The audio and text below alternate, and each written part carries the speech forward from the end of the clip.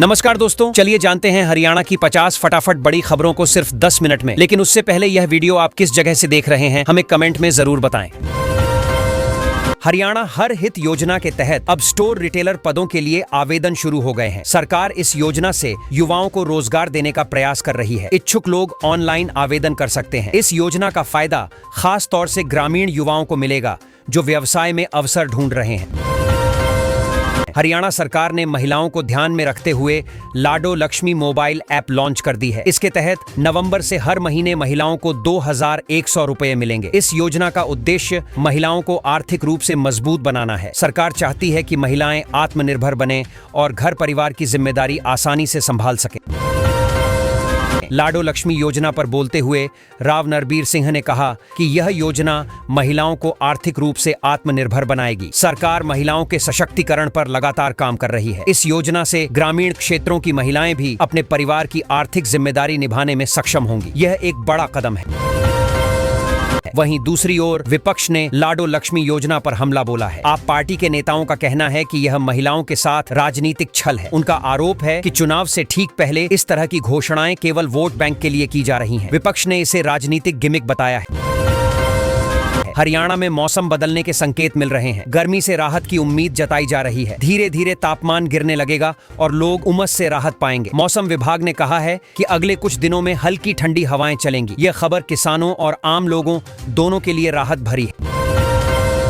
28 सितंबर से हरियाणा के मौसम में और बड़ा बदलाव देखने को मिलेगा। तापमान में गिरावट आने की संभावना जताई गई है। मौसम विभाग के अनुसार इस समय तक गर्मी से राहत मिल जाएगी। दिन में हल्की ठंडक और रात को ठंडी हवाएं महसूस होंगी। लोग धीरे धीरे सर्दियों की ओर बढ़ेंगे। हरियाणा में डेंगू और मलेरिया के मामले लगातार बढ़ते जा रहे हैं। मरीजों की संख्या 700 के पार पहुंच चुकी है। खासकर रेवाड़ी जिले में हालात गंभीर हो रहे हैं। अस्पतालों में मरीजों की भीड़ बढ़ रही है और डॉक्टर लगातार इलाज में जुटे हैं। स्वास्थ्य विभाग भी अलर्ट मोड में काम कर रहा है। रेवाड़ी में डेंगू का खतरा और ज्यादा बढ़ गया है। यहाँ मरीजों की संख्या 191 तक पहुंच चुकी है। लगातार नए केस सामने आ रहे हैं। बुखार और प्लेटलेट्स की कमी से मरीजों को भर्ती करना पड़ रहा है। लोगों को साफ सफाई और मच्छरों से बचाव पर विशेष ध्यान देने की सलाह दी गई है। 10वीं पास उम्मीदवारों के लिए बड़ी खुशखबरी आई है। हरियाणा रोडवेज में बम्पर भर्ती निकली है। योग्य उम्मीदवार तुरंत आवेदन कर सकते हैं। यह सरकारी नौकरी पाने का सुनहरा मौका है। रोडवेज विभाग में इस भर्ती से युवाओं को रोजगार मिलेगा। आवेदन प्रक्रिया पहले ही शुरू हो चुकी है। जल्दी आवेदन करना होगा।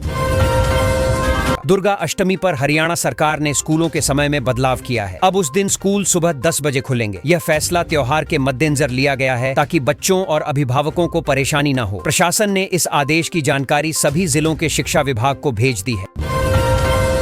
गुरुग्राम में कांग्रेस ने वोट चोरी के खिलाफ बड़ा कदम उठाया है। 22 तारीख को कांग्रेस कार्यकर्ता हस्ताक्षर अभियान चलाएंगे। उनका कहना है कि सरकार लगातार लोकतांत्रिक अधिकारों का हनन कर रही है। इस अभियान के जरिए वे जनता को जागरूक करेंगे और प्रशासन पर दबाव बनाएंगे कि पारदर्शिता बनी रहे।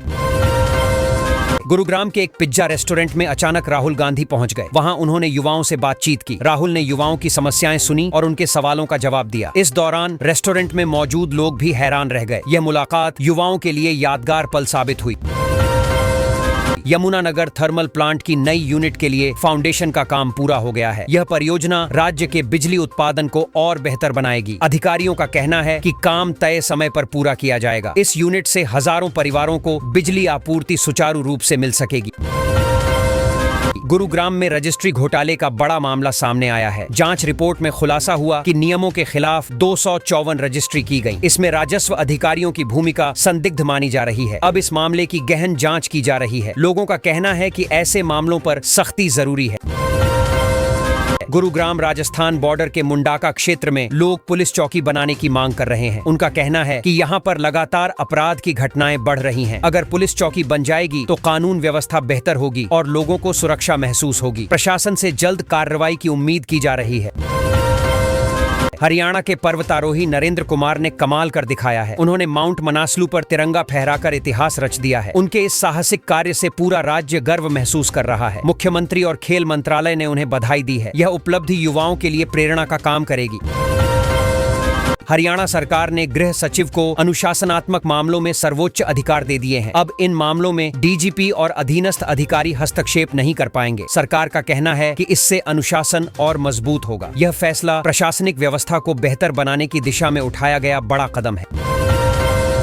गुरुग्राम में अब गुरुगमन बसों का नया किराया लागू हो गया है। अब यात्रियों को दूरी के हिसाब से पैसा देना होगा। पहले एक समान किराया था, लेकिन अब नई व्यवस्था लागू हुई है। लोगों का कहना है कि इससे उन्हें अपने बजट के अनुसार सफर करने में आसानी होगी।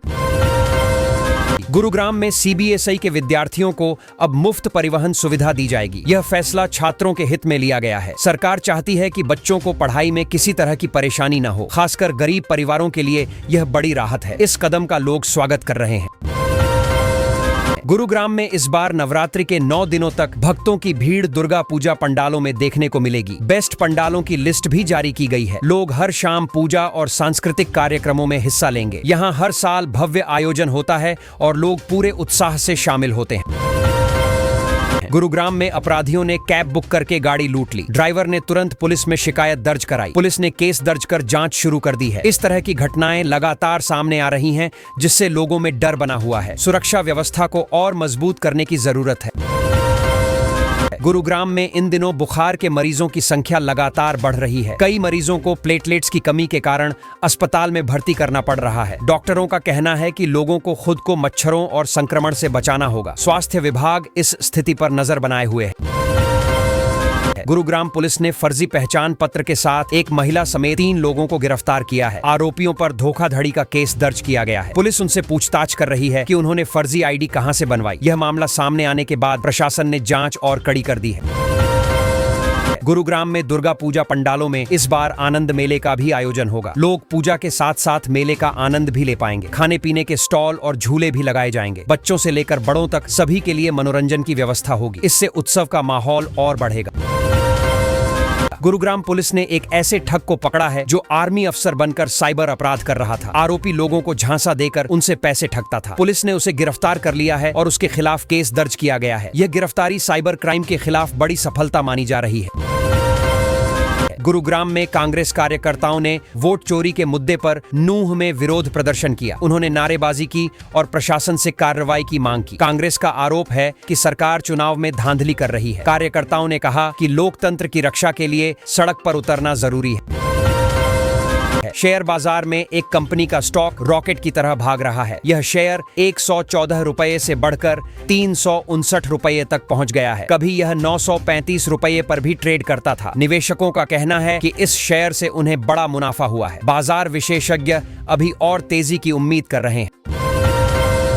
गुरुग्राम कोर्ट रोड पर बनने वाले फुट ओवर ब्रिज का अधिकारियों ने निरीक्षण किया। उन्होंने काम की प्रगति देखी और जल्द पूरा करने के निर्देश दिए। इस पुल से लोगों को सड़क पार करने में सुविधा मिलेगी। साथ ही ट्रैफिक जाम की समस्या भी कम होगी। स्थानीय लोग इसके बनने का इंतजार कर रहे हैं। गुरुग्राम की सफाई व्यवस्था को लेकर चर्चा हो रही है। जिन सफाई एजेंसियों ने काम सही से नहीं किया, उन्हें फिर एक्सटेंशन देने की तैयारी है। लोगों का कहना है कि खराब काम करने वाली कंपनियों पर सख्त कार्रवाई होनी चाहिए। प्रशासन के इस फैसले को लेकर असंतोष बढ़ रहा है। गुरुग्राम में शीतला माता मंदिर के दर्शन करना मुश्किल हो गया है। करीब 80% मंदिर बंद हैं। भक्तों को परेशानी का सामना करना पड़ रहा है। मंदिर समिति का कहना है कि यह मरम्मत और अन्य कारणों से हुआ है। लोग मांग कर रहे हैं कि जल्द से जल्द मंदिर खोले जाएं। गुरुग्राम का शीतला माता मंदिर अब नए नागर शैली के रंग रूप में नजर आएगा। मंदिर का नवीनीकरण किया जा रहा है। काम पूरा होने के बाद यह और आकर्षक दिखेगा। श्रद्धालु यहाँ नए रूप में मंदिर को देखकर खुश होंगे। प्रशासन का कहना है कि यह ऐतिहासिक धरोहर को और भव्य बनाएगा। गुरुग्राम की सड़कों पर सफर करना अब आसान हो गया है। ट्रैफिक जाम की समस्या काफी हद तक दूर हो गई है। प्रशासन ने सड़क चौड़ीकरण और नए ट्रैफिक प्लान से यह सफलता हासिल की है। लोग अब आसानी से अपने गंतव्य तक पहुंच पा रहे हैं। यह बदलाव शहरवासियों को राहत दे रहा है। गुरुग्राम में श्रद्धालुओं ने दुर्गा मां के तीसरे स्वरूप चंद्रघंटा की पूजा की। पूरे शहर में उत्सव का माहौल रहा। भक्तों ने पूजा अर्चना की और माता से आशीर्वाद मांगा। पंडालों और मंदिरों में लोगों की भीड़ रही। नवरात्रि के दौरान श्रद्धा और भक्ति का यह नजारा हर साल खास होता है। हरियाणा सरकार ने लाडो लक्ष्मी योजना के तहत महिलाओं के लिए बड़ा कदम उठाया है। अब हर महीने उनके बैंक खाते में सीधे 2100 रुपए भेजे जाएंगे। इससे महिला सशक्तिकरण को बढ़ावा मिलेगा। मुख्यमंत्री ने इसे बेटियों की आर्थिक आजादी और परिवार की मजबूती से जोड़ा है। गुरुग्राम में सरकार ने एक योजना का लाभ उठाने की आखिरी तारीख 27 सितंबर तय की है। अधिकारियों ने लोगों से अपील की है कि समय रहते आवेदन कर लें ताकि उन्हें आर्थिक सहायता और अन्य सुविधाओं का लाभ मिल सके। देर करने पर यह अवसर हाथ से निकल जाएगा। हरियाणा के ऊर्जा क्षेत्र की खबर यह है कि पानीपत और हिसार में अल्ट्रा सुपर क्रिटिकल थर्मल इकाइयां लगाई जाएंगी। अनिल विज ने कहा कि इससे बिजली उत्पादन क्षमता और तकनीकी दक्षता में बढ़ोतरी होगी। राज्य को ऊर्जा के क्षेत्र में आत्मनिर्भर बनाने की दिशा में ये कदम बड़ा साबित होगा। अग्रोहा धाम में इस बार का मेला खास होने वाला है। राजकुमार गोयल ने तैयारियों का जायजा लिया और कहा कि श्रद्धालुओं को बेहतर सुविधाएं दी जाएंगी। मेले में धार्मिक आयोजन के साथ साथ सांस्कृतिक कार्यक्रम भी होंगे। इलाके की आस्था और परंपरा का ये बड़ा पर्व है। हरियाणा में खेल महाकुंभ 2025 का धूमधाम से आगाज हुआ है। मुख्यमंत्री नायब सैनी ने पैरालंपिक विजेताओं को सम्मानित किया और 44 करोड़ रुपए की धनराशि खिलाड़ियों को बांटी। सरकार का कहना है कि खिलाड़ियों को आगे बढ़ाने के लिए हर तरह का सहयोग दिया जाएगा। पंचकूला में खेल महाकुंभ की शुरुआत बड़े आयोजन के साथ हुई। मुख्यमंत्री नायब सैनी ने खिलाड़ियों को सम्मानित कर उन्हें आर्थिक लाभ दिया। इस मौके पर खेलों के महत्व और खिलाड़ियों की मेहनत को सराहते हुए राज्य सरकार ने खेल प्रतिभाओं को और प्रोत्साहन देने का ऐलान किया। पराली जलाने के मामले में हरियाणा सरकार ने कड़ा रुख अपनाया है। जो किसान पराली जलाएंगे उन्हें दंडित किया जाएगा और जो किसान प्रबंधन करेंगे उन्हें इनाम मिलेगा। सरकार का कहना है कि प्रदूषण पर नियंत्रण के लिए यह सख्ती जरूरी है ताकि लोगों की सेहत सुरक्षित रह सके। हरियाणा राजस्व विभाग में बड़ा फेरबदल किया गया है। सरकार ने 89 नायब तहसीलदारों का तबादला कर दिया है। नए स्थान पर तैनाती के बाद राजस्व कार्यों की गति और पारदर्शिता पर असर पड़ेगा। सरकार ने यह कदम प्रशासनिक सुचारुता और लोगों को समय पर सेवाएं दिलाने के लिए उठाया है। कांग्रेस नेता बृजेंद्र सिंह राहुल गांधी की भारत जोड़ो यात्रा से प्रेरित होकर हरियाणा में सद्भाव यात्रा निकालने की तैयारी में हैं। उन्होंने कांग्रेस में गुटबाजी पर भी टिप्पणी की और कहा कि मतभेद लोकतांत्रिक व्यवस्था का हिस्सा है, लेकिन जनता के मुद्दों पर सबको एक होना चाहिए। गुरुग्राम के मानेसर नगर निगम की बैठक में 171 करोड़ रुपए के 60 विकास कार्यों को मंजूरी मिली है। इनमें सड़क, सीवर, पानी और अन्य बुनियादी सुविधाओं से जुड़े प्रोजेक्ट शामिल हैं। निगम का कहना है कि इन योजनाओं से मानेसर के लोगों को राहत मिलेगी और विकास की रफ्तार तेज होगी। जेजेपी पार्टी इस बार चौधरी देवीलाल की 112वीं जयंती बेहद धूमधाम से मनाने वाली है। इसके तहत राज्य भर में 112 कार्यक्रम आयोजित किए जाएंगे। साथ ही पार्टी पुराने साथियों का सम्मान भी करेगी। यह आयोजन न केवल राजनीतिक बल्कि सामाजिक जुड़ाव का भी बड़ा मंच बनेगा।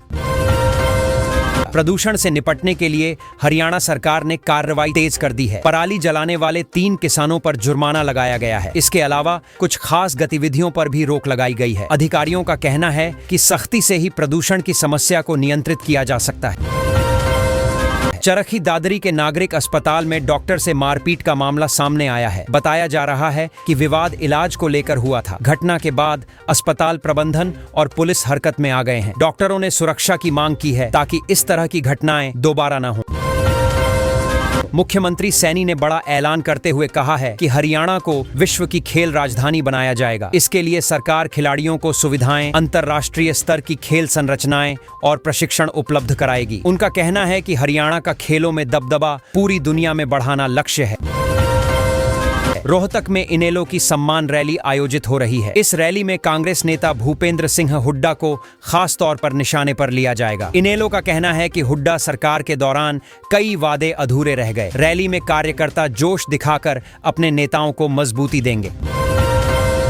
सांपला नगर पालिका के पूर्व पार्षद ने भूपेंद्र सिंह हुड्डा और दीपेंद्र हुड्डा के गुमशुदगी के पोस्टर लगाए हैं। यह पोस्टर इलाके में चर्चा का विषय बने हुए हैं। राजनीतिक खींचतान के बीच इस तरह की गतिविधि से माहौल और गर्म हो गया है।